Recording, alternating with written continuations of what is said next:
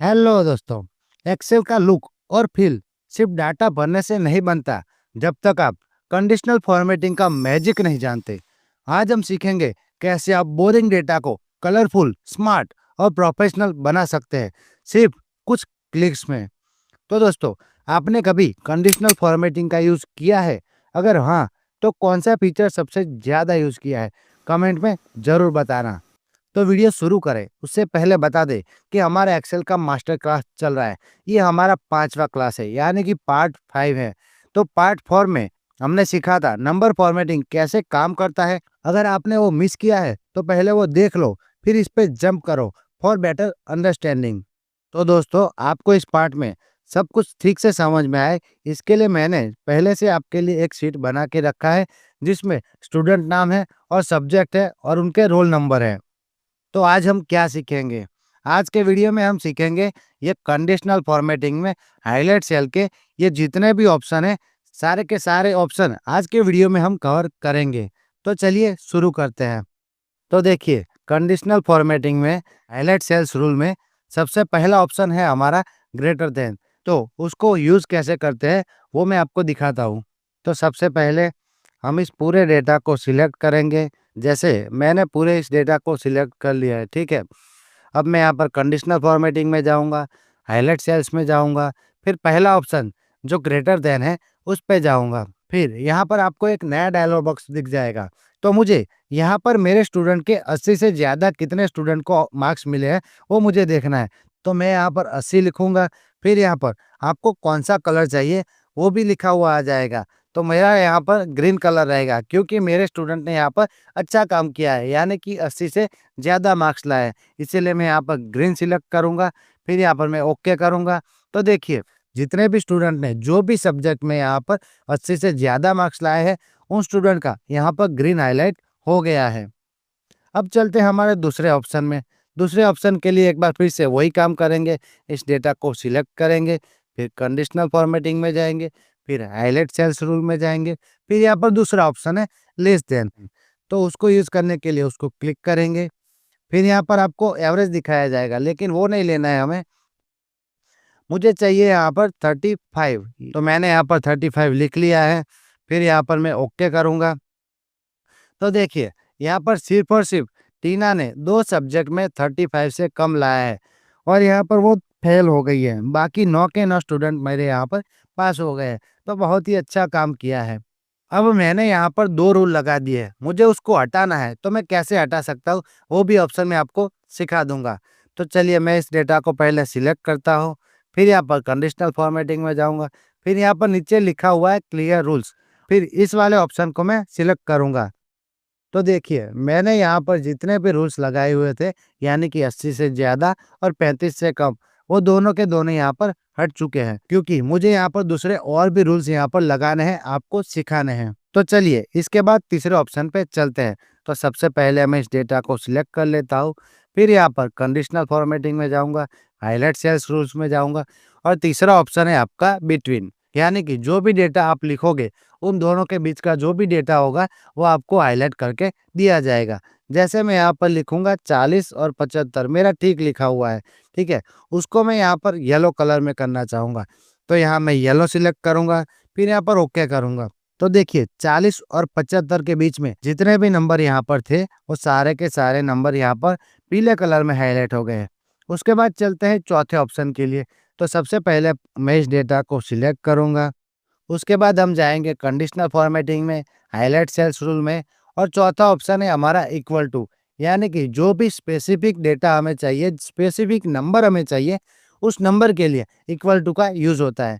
तो उसको मैं क्लिक करूँगा, फिर यहाँ पर मैं 80 लिखूँगा, फिर यहाँ पर मैं उसको चलो रेडी रहने देता हूँ, फिर ओके करूँगा। तो देखिए, मेरे डेटा में जितने भी 80 लिखा हुआ था, यानी कि 80 लिखा हुआ था, वो रेड कलर में हाइलाइट हो गया है।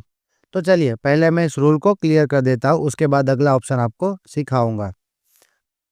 तो मैं यहाँ पर कंडीशनल फॉर्मेटिंग में जाऊँगा, क्लियर रूल में जाऊँगा, फिर यहाँ पर क्लियर कर दूँगा, ठीक है?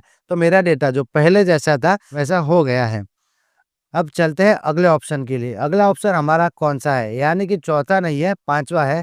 तो उसके लिए कंडीशनल फॉर्मेटिंग में जाएँगे, फिर यहाँ पर हाइलाइट सेल्स रूल में जाएँगे, फिर यहाँ पर टेक्स्ट दैट कंटेंट्स लिखा हुआ है, यानी कि आपको जो स्पेसिफिक टेक्स्ट चाहिए वो कौन से सेल में कितनी बार लिखा है वो भी दिखाया जाएगा।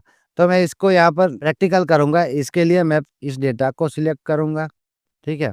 फिर यहाँ पर कंडीशनल फॉर्मेटिंग में जाऊँगा, हाइलाइट सेल्स रूल में जाऊँगा, फिर यहाँ पर टेक्स्ट दैट कंटेंट्स में जाऊँगा।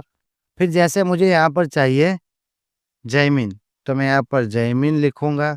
फिर यहाँ पर मैं उसको कौन से कलर में करूँगा, ग्रीन कलर में चलो करते हैं, ठीक है। फिर यहाँ पर ओके करूँगा। तो देखिए जैमिन नाम का जो था उसमें यहाँ पर सिर्फ़ एक ही था और वो ग्रीन कलर में आ गया है। जो भी टेक्स्ट को आप टारगेट करना चाहते हो उसको आप लिखेंगे, उसका कलर जो भी आप चेंज करेंगे वो कलर में आपका आ जाएगा। तो चलते हैं अगले ऑप्शन पे। अगला ऑप्शन क्या है, कंडीशनल फॉर्मेटिंग में, हाइलाइट सेल्स रूल में, और यहाँ पर है डेट अकरिंग। डेट अकरिंग के लिए मैंने एक अलग से शीट बनाया है ताकि आपको अच्छे से समझ में आए। इसीलिए मैं यहाँ पर दूसरी शीट में जाऊँगा। देखिए मैंने यहाँ पर सीरियल नंबर, फ्रूट का नाम, क्वांटिटी और एक्सपायरी डेट। डेट इसीलिए लिया है ताकि हमें डेट अकरिंग का एग्जांपल देखना है।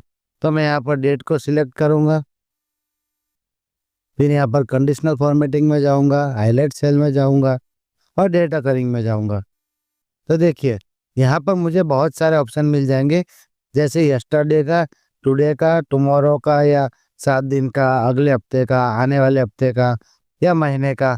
जो भी आपको चाहिए वो मिल जाएगा। जैसे मैंने यहाँ पर एग्जांपल के रूप में फल के नाम लिए हैं और कौन सी डेट पे वो एक्सपायर हो रहे हैं वो मैंने लिया हुआ है। तो मैं यहाँ पर लास्ट 7 डे का यूज़ करूँगा कि मेरे लास्ट 7 डे में कौन से फ्रूट एक्सपायर होने वाले हैं या हो गए हैं। तो मैं इसको सिलेक्ट करूँगा, फिर यहाँ पर मैं ओके करूँगा।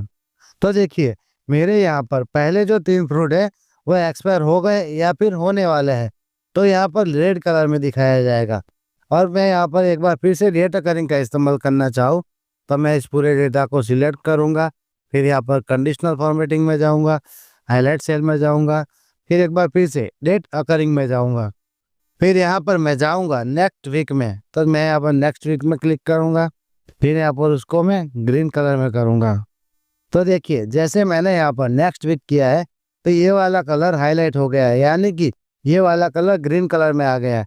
तो अभी मेरे जो नीचे के सारे फ्रूट है वो एक्सपायरी डेट से काफ़ी दूर है, तो इसके क्वांटिटी अभी मंगवाने की ज़रूरत नहीं है।